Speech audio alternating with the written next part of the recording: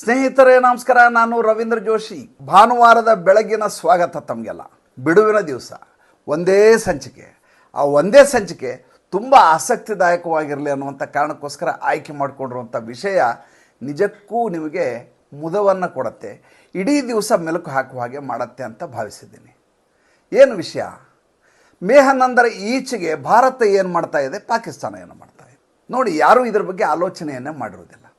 ಒಂದು ಯುದ್ಧವನ್ನು ಪೂರೈಸಿದ ನಂತರ ಅಥವಾ ಒಂದು ಅಲ್ಪ ವಿರಾಮ ಕೊಟ್ಟ ನಂತರ ಸರ್ಕಾರ ಅದಕ್ಕೆ ಯಾವ ರೀತಿಯಾಗಿ ಪ್ರತಿಕ್ರಿಯಿಸುತ್ತೆ ಮತ್ತು ಅದರ ಮುಂದಿನ ನಡೆ ಹೇಗಿರುತ್ತೆ ಅನ್ನೋದು ಭಾಳ ಮುಖ್ಯ ಆಗುತ್ತೆ. ಏಕೆಂದರೆ ಒಂದು ದೊಡ್ಡ ಆಕ್ರಮಣದ ನಂತರ ವಾತಾವರಣ ಏನಿದೆ, ಆ ವಾತಾವರಣದಲ್ಲಿ ಭಾರತ ಇದೆ, ಪಾಕಿಸ್ತಾನದ ಇದೆ.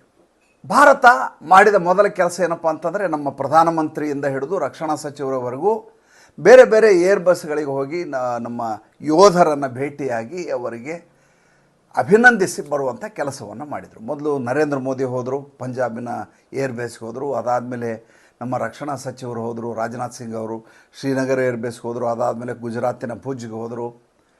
ನಮ್ಮ ಯೋಧರು ಬೇರೆ ಏನನ್ನೂ ಅಪೇಕ್ಷೆ ಮಾಡೋದಿಲ್ಲ. ಅವರು ನೀವು ಇನ್ಕ್ರಿಮೆಂಟ್ ಕೊಡ್ರಿ, DA ಕೊಡ್ರಿ, ಪಗಾರ ಜಾಸ್ತಿ ಮಾಡಿರಿ, ಯಾವುದೂ ಹೇಳೋದಿಲ್ಲ. ನಮ್ಮ ತ್ಯಾಗ ಮತ್ತು ಬಲಿದಾನಗಳನ್ನು ನೀವು ಸ್ಮರಿಸಬೇಕು. ನಮ್ಮ ಶೌರ್ಯ, ನಮ್ಮ ಪರಾಕ್ರಮವನ್ನು ದೇಶ ಕೊಂಡಾಡಬೇಕು. ನಾವು ದೇಶಕ್ಕಾಗಿ ನಮ್ಮನ್ನು ಸಮರ್ಪಿಸಿಕೊಂಡಿದ್ದೇವೆ, ಅದು ವ್ಯರ್ಥ ಆಗಬಾರ್ದು ಅನ್ನೋದು ಅವರ ಕಳಕಳಿಯಾಗಿರುತ್ತೆ. ಅವಾಗ ಸರ್ಕಾರ ಏನು ಮಾಡಬೇಕು, ಅಂಥ ಯಾರು ಈ ಪರಾಕ್ರಮವನ್ನು ಮೆರೆದಿದ್ದಾರೋ ಅವರ ಬೆಂತಟ್ಟುವ ಕೆಲಸವನ್ನು ಮಾಡಬೇಕು. ಅದೊಂದೇ ನಿರೀಕ್ಷೆ ಇರುತ್ತೆ ಯಾವಾಗಲೂ ಸೇನೆಗೆ. ಆ ಕೆಲಸವನ್ನು ಅತ್ಯಂತ ಹಾರ್ದಿಕವಾಗಿ ಮಾಡಿದ್ದಾರೆ, ಆತ್ಮೀಯವಾಗಿ ಮಾಡಿದ್ದಾರೆ, ಆಪ್ತವಾಗಿ ಮಾಡಿದ್ದಾರೆ ನಮ್ಮ ಪ್ರಧಾನಮಂತ್ರಿ ಹಾಗೂ ನಮ್ಮ ರಕ್ಷಣಾ ಸಚಿವರು. ಪಾಕಿಸ್ತಾನದವರು ಒಂದು ಮಾಡಿದರು. ನಾವು ಯಾವಾಗ ಈ ರೀತಿ ಮಾಡಿದ್ವು, ಅವರು ಇಮ್ಮಿಡಿಯೇಟಾಗಿ ಕಾಮ್ರಾ ಏರ್ ಬೇಸ್ಗೆ ಹೋಗಿ ಈ ಶಬಾಜ್ ಶರೀಫ್ ಮತ್ತು ಅವರು ಸೇನಾ ಜನರಲ್ ಇಬ್ಬರು ಹೋಗಿ ಅಲ್ಲಿಯ ಯೋಧರನ್ನು ಭೇಟಿಯಾದರು. ಹೋಗಿ ಯಾರು ಸೋತು ಸುಣ್ಣಾಗಿದ್ದಾರೋ ಅಂಥ ಯೋಧರ ಎದುರುಗಡೆ ಸುಳ್ಳನ್ನು ಹೇಳಿದರು. ನಾವು ಗೆದ್ದಿದ್ದೇವೆ, ನಮ್ಮ ಗೆಲುವಿನಲ್ಲಿ ನಿಮ್ಮ ಭಾಳ ದೊಡ್ಡದಾದಂಥ ಕೊಡುಗೆ ಇದೆ, ನಾವು ಭಾರತದ ಸೈನ್ಯವನ್ನು ಹಿಮ್ಮೆಟ್ಟಿಸಿದ್ದೇವೆ, ಈ ರೀತಿಯದಾದಂಥ ಸುಳ್ಳುಗಳನ್ನು ಹೇಳಿದರು. ನೀವು ಸುಳ್ಳನ್ನು ಮಾಧ್ಯಮದವ್ರಿಗೆ ಹೇಳ್ಬೋದು, ನೀವು ಸುಳ್ಳನ್ನು ನಿಮ್ಮ ವಿಪಕ್ಷದವ್ರಿಗೆ ಹೇಳ್ಬೋದು, ಸುಳ್ಳನ್ನು ನೀವು ದೇಶದ ಜನರಿಗೆ ಹೇಳ್ಬೋದು, ಸೈನಿಕರಿಗೆ ಹೇಳೋಕ್ಕಾಗೋದಿಲ್ಲ. ಯಾಕೆಂದರೆ ಸೈನಿಕರಿಗೆ ವಾಸ್ತವಾಂಶ ಗೊತ್ತಿರುತ್ತೆ. ಏಕೆಂದರೆ ಅವರು ಗ್ರೌಂಡ್ ಝೀರೋದಲ್ಲಿರ್ತಾರೆ. ನನಗೆ ಅಚ್ಚರಿ ಆಗಿದ್ದು ಅದೇ. ಈ ರೀತಿಯ ಸುಳ್ಳುಗಳನ್ನು ಅಲ್ಲಿಯ ಯೋಧರು ಕೇಳಿದ ಮೇಲೆ ಅವರ ಪ್ರತಿಕ್ರಿಯೆ ಹೇಗಿರುತ್ತೆ. ಅದಾದ ಮೇಲೆ ಮುಂದುವರೆದ ಭಾಗವನ್ನು ನೋಡಿ. ಅದು ಮುಂದುವರೆದ ಭಾಗ ಏನಪ್ಪ ಅಂತಂದರೆ, ಪಾಕಿಸ್ತಾನ ಮೊದಲು ಅಟಕಾಯಿಸತ್ತೆ, ಬಾಯಿಗೆ ಬಂದ ಹಾಗೆ ಮಾತಾಡುತ್ತೆ. ಅದಾದಮೇಲೆ ನಿನ್ನೆ ಇದ್ದಕ್ಕಿದ್ದ ಹಾಗೆ ಶಾಂತಿ ಮಂತ್ರವನ್ನು ಪಠಿಸಲಿಕ್ಕೆ ಶುರು ಮಾಡುತ್ತೆ. ಏನಂತ, ನಾವು ಮಾತುಕತೆಗೆ ಸಿದ್ಧರಿದ್ದೇವೆ, ಶಾಂತಿಗಾಗಿ ನಾವು ಮಾತುಕತೆಗೆ ಬರ್ತೇವೆ, ಆದರೆ ಕಾಶ್ಮೀರ ವಿಷಯವನ್ನು ಮಾತಾಡಬೇಕು. ಆಮೇಲೆ ಸಿಂಧೂ ಜಲಸಂಧಿಯನ್ನು ಸ್ಥಗಿತಗೊಳಿಸಿ, ಜಲಸೇನೆಯನ್ನು ಪುನರಾರಂಭಿಸಿ, ಸ್ಥಗಿತಗೊಳಿಸಿದ್ದನ್ನು ಹಿಂದೆ ತೆಗೆದುಕೊಳ್ಳಿ, ಈ ರೀತಿಯಾದ ಮಾತುಗಳನ್ನು ಆಡ್ತಾ ಇದ್ದಾರೆ.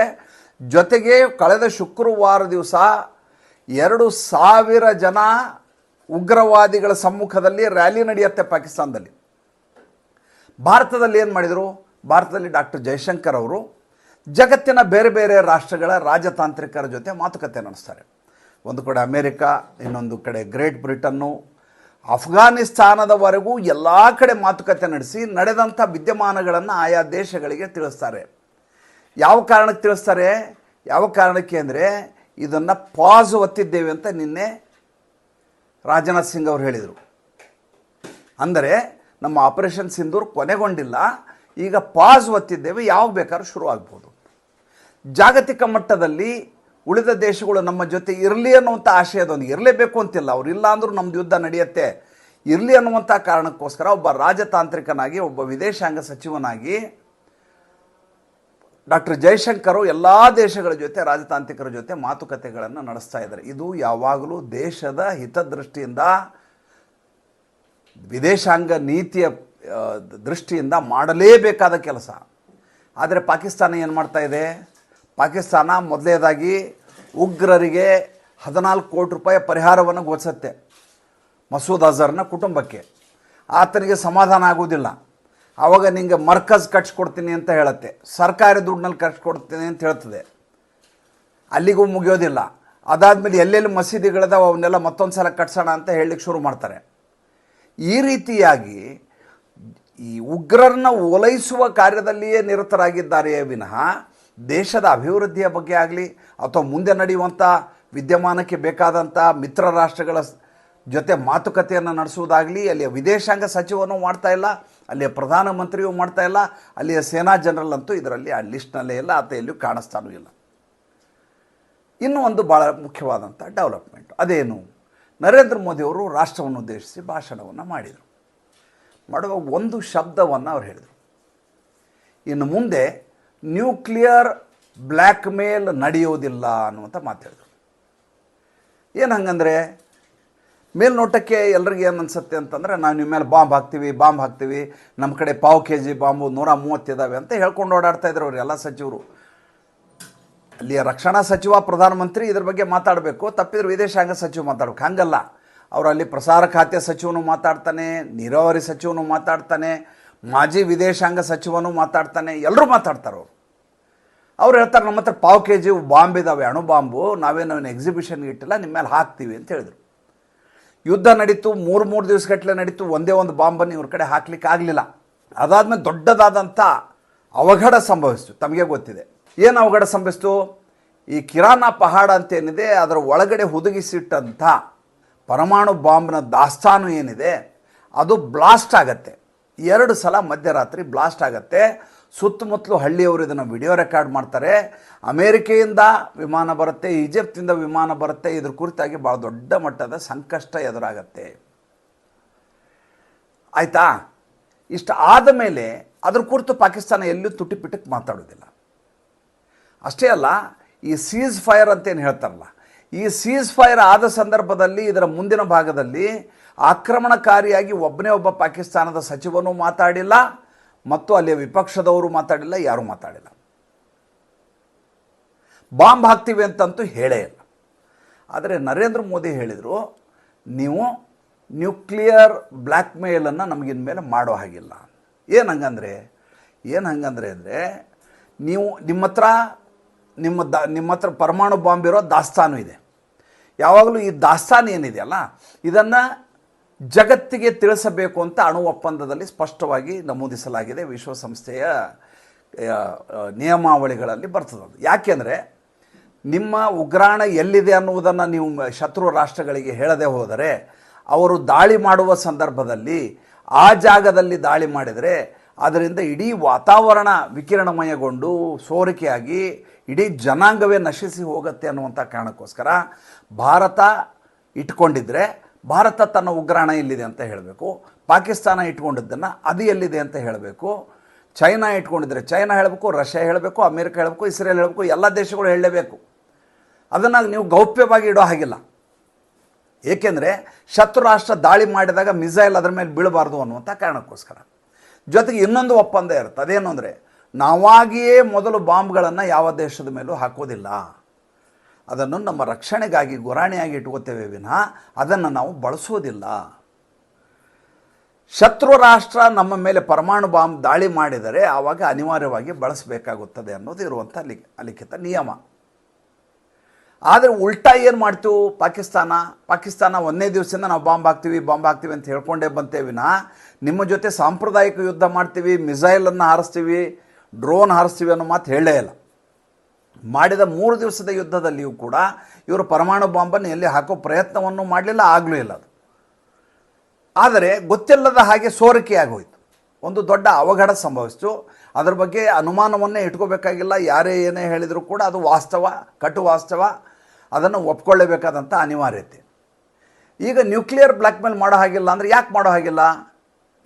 ಯಾಕೆ ಅಂದರೆ ಇದರ ಹಿಂದೆ ಇನ್ನೊಂದು ಘಟನೆಯನ್ನು ನಿಮಗೆ ಹೇಳಬೇಕು. ಅದೇನಪ್ಪ, ನಮ್ಮ ಎಲ್ಲ ಸೇನಾ ಜನರಲ್ಗಳು, ನಮ್ಮ DG ಆಪರೇಷನ್ಸ್ ಏನಿದ್ದಾರೆ, ಆರ್ಮಿ, ನೇವಿ ಮತ್ತು ಇವರು ಏರ್ಫೋರ್ಸ್, ಈ 3 ಜನ ಇದ್ದಾರಲ್ಲ, ಅವ್ರು ಪತ್ರಿಕಾಗೋಷ್ಠಿ ಮಾಡೋ ಸಂದರ್ಭದಲ್ಲಿ ಪತ್ರಕರ್ತ ಪ್ರಶ್ನೆ ಕೇಳ್ದ, ನೀವು ಕಿರಾನ ಹಿಲ್ ಮೇಲೆ ದಾಳಿ ಮಾಡಿದ್ದರಂತೆ, ನಿಮ್ಮ ಬ್ರಹ್ಮೋಸ್ ಮಿಸೈಲ್ನ ಅದ್ರ ಮೇಲೆ ಹೊಡೆದಿದ್ದೀರಂತೆ, ಅವರ ಪರಮಾಣು ಉಗ್ರಾಣದ ಮೇಲೆ ದಾಳಿ ಮಾಡಿದ್ದರಂತೆ, ನಿಜವಾ ಅಂತ ಒಂದು ಪತ್ರಕರ್ತ ಕೇಳ್ತಾನೆ. ಹೌದಾ, ಅಲ್ಲಿ ಉಗ್ರಾಣ ಇದೆಯಾ, ಥ್ಯಾಂಕ್ ಯು ವಿಷಯ ತಿಳಿಸಿದ್ದಕ್ಕೆ ಅಂತ AK ಭಾರತಿ ಹೇಳ್ತಾರೆ. DG ಅಂದರೆ ನನಗೆ ಗೊತ್ತಿಲ್ಲ ಅಂತ ತೋರಿಸ್ಕೊಡ್ತಾರೆ. ಅಲ್ಲಿ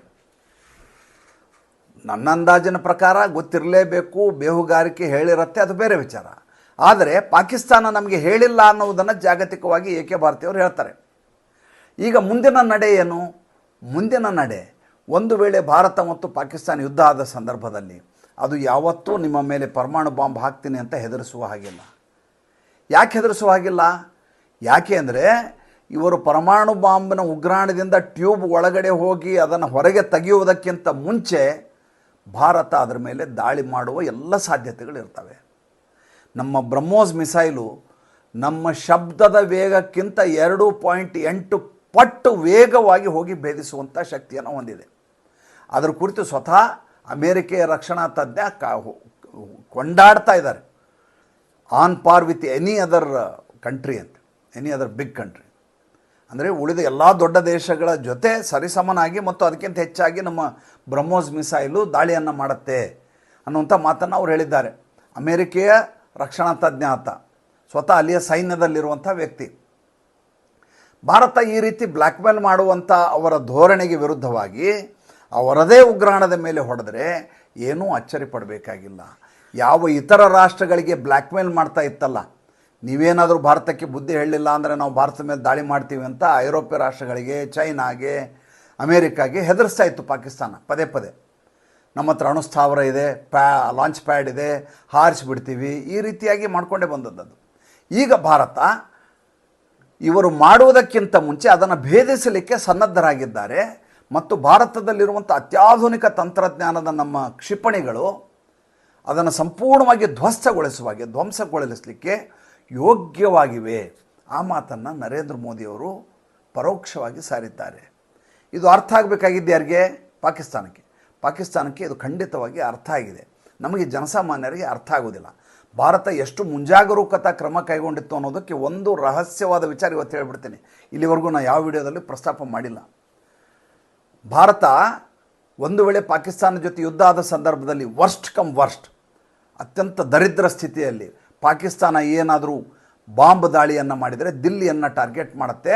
ದಿಲ್ಲಿಯಲ್ಲಿ ಸಾಮೂಹಿಕವಾದಂಥ ಇಂಥದ್ದೊಂದು ದಾಳಿಯಾದ ಸಂದರ್ಭದಲ್ಲಿ ನಮಗೆ ಮೆಡಿಕಲ್ ಎಮರ್ಜೆನ್ಸಿ ಬರುತ್ತೆ, ಅದಕ್ಕೆ ಬೇಕಾದಂಥ ಸವಲತ್ತುಗಳು ಬೇಕು ಅಂತ ಅಲ್ಲಿಯ ಎಲ್ಲ ಮೆಡಿಕಲ್ ಫೆಸಿಲಿಟಿ, ಎಲ್ಲ ಪ್ಯಾರಾಮೆಡಿಕಲ್ ಫೆಸಿಲಿಟಿ ಎಲ್ಲವನ್ನು ಸನ್ನದ್ಧಗೊಳಿಸಿತ್ತು. All India institute of medical ಸೈನ್ಸಿಂದ ಹಿಡಿದು ಎಲ್ಲ ಯಾವ್ಯಾವ ಆಸ್ಪತ್ರೆಗಳಿದಾವೋ ಅಲ್ಲಿಯ ಕೆಲಸಗಾರರಿಗೆ ರಜೆ ಕೊಡಬಾರ್ದು ಅಂತ ಆಗಲೇ ನೋಟಿಸನ್ನು ಜಾರಿ ಮಾಡಿತ್ತು. ಯುದ್ಧದ ಹಿಂದಿನ ದಿವಸ ಇವರು ಪ್ರಯತ್ನ ಮಾಡಿದರು, ನಮ್ಮ ಕ್ಷಿಪಣಿ ದಿಲ್ಲಿಯವರೆಗೂ ತಲುಪತ್ತ ಅಂತ ಪ್ರಯತ್ನ ಮಾಡಿದರು. ಅದು ಹೋಗಿ ಹರಿಯಾಣದ ಸಿರ್ಸಾ ಹತ್ರ ಹೋಗಿ ಬಿತ್ತು. ಹಳ್ಳಿಯವರೆಲ್ಲ ಬಂದು ಕ್ಷಿಪಣಿ ಬಿದ್ದಿದೆ ಅಂತ ಹೇಳಿದರು. ಅವಾಗ ಗೊತ್ತಾಯಿತು ಇವರು ಮಿಸ್ಫೈರ್ ಮಾಡಿದ್ದಾರೆ, ಇವ್ರ ಕಡೆ ಆಗಲ್ಲ ಅಂತ. ಅದಾದ ಮೇಲೆ ಭಾರತ ಎಚ್ಚೆತ್ತುಕೊಳ್ಳುತ್ತೆ, ಮತ್ತೆ ಇವರು ದಾಳಿ ಆಗಲಾರದ ಹಾಗೆ ಅದಕ್ಕೇನು ಬೇಕೋ ಹಾಗೆ ಇವರ ಏರ್ ಡಿಫೆನ್ಸ್ ಸಿಸ್ಟಮ್ ಯಾವುದು ಇವರಿಗೆ ದಾರಿಯನ್ನು ತೋರಿಸಬೇಕೋ ಅದನ್ನು ಕತ್ತರಿಸ್ಬಿಡುತ್ತೆ. ಇವರ ಎಲೆಕ್ಟ್ರಾನಿಕ್ ಏನು ಡಿಫೆನ್ಸ್ ಸಿಸ್ಟಮ್ ಇರುತ್ತೆ ಅದನ್ನು ಧ್ವಂಸಗೊಳಿಸುತ್ತೆ. ಪ್ರಯತ್ನ ಮಾಡಿದರೂ ಕೂಡ ಬಾಂಬ್ ಹಾಕಲಾರದಂಥ ಸ್ಥಿತಿಗೆ ಅವ್ರನ್ನ ತರುತ್ತೆ. ಅವರು ಒಬ್ಬ ಕುರುಡ ಕಿವುಡ ಮೂಕನಾಗುವ ಹಾಗೆ ಅಲ್ಲಿಯ ಸೈನ್ಯ ವ್ಯವಸ್ಥೆ ಹಾಗಾಗುವ ಹಾಗೆ ಅಪಾಂಗರನ್ನಾಗಿ ಮಾಡಿ ಬಿಟ್ಬಿಡುತ್ತೆ. ಅದಾದ ಮೇಲೆ ಅವರು ಮಂಡಿಯೂರಿ ಬರ್ತಾರೆ. ಮುಂದೆ ನಡೆದ ವಿದ್ಯಮಾನಗಳು ತಮಗೆ ಗೊತ್ತಿದ್ದಾವೆ. ಈ ಸಂಚಿಕೆ ಭಿನ್ನವಾಗಿರಲಿ ಭಾನುವಾರ ಅನ್ನುವಂಥ ಕಾರಣಕ್ಕೋಸ್ಕರ ಹೊಸ ಆಲೋಚನೆಯೊಂದಿಗೆ ಮಾಡಿದ ಸಂಚಿಕೆ. ಇಷ್ಟ ಆಗಿದ್ದರೆ ದಯವಿಟ್ಟು ಲೈಕ್ ಮಾಡಿ, ಫಾಲೋ ಮಾಡಿ, ಶೇರ್ ಮಾಡಿ. ನಾಳೆ ಬೆಳಗ್ಗೆ ಯಥಾ ಪ್ರಕಾರ ತಮ್ಮ ಜೊತೆ ಎಂದಿನ ಹರಟೆ ಶುರುವಾಗತ್ತೆ. ಭಾನುವಾರ ಉಲ್ಲಾಸಮಯವಾಗಿರಲಿ ಅಂತ ಹೇಳ್ತಾ ಈ ಸಂಚಿಕೆ ಮುಗಿಸ್ತೇನೆ. ನಮಸ್ಕಾರ.